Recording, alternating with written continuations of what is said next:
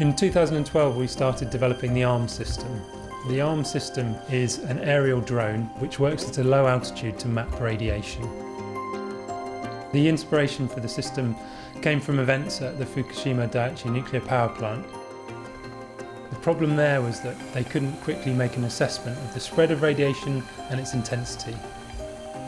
In answer to that, we came up with the concept of having a series of drones which could be deployed across a nuclear site in the event of a disaster to give real-time monitoring of the radiation intensity and its distribution.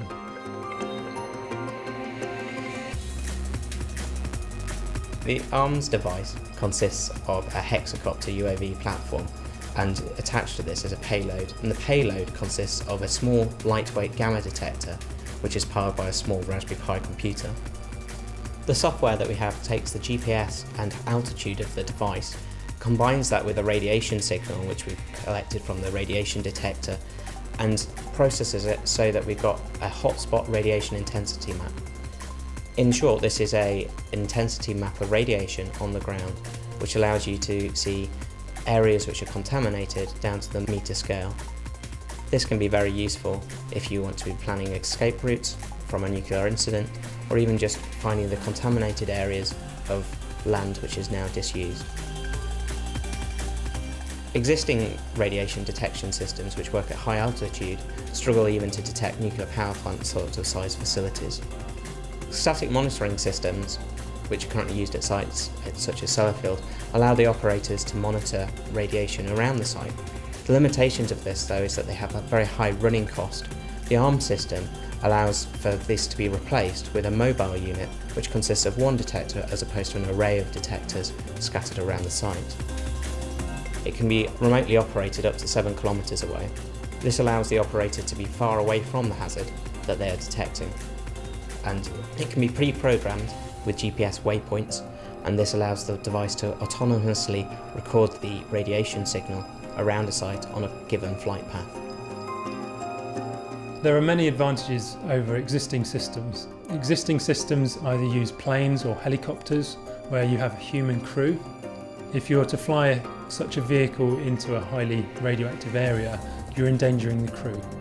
You're also taking a piece of equipment, for example a helicopter, which costs an awful lot of money, and you're potentially making it a negative value asset by contaminating it with radiation.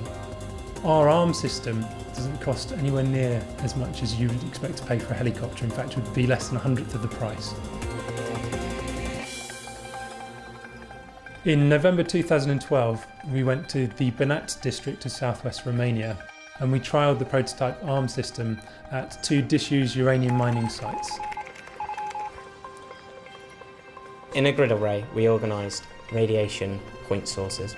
We surveyed these with the ARM device to provide a localised hotspot map, and compared this with data which we obtained from standard kit, which is freely available.